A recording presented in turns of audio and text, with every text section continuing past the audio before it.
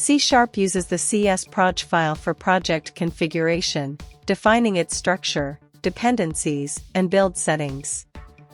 This XML-based file specifies the target framework, included source files, and referenced libraries.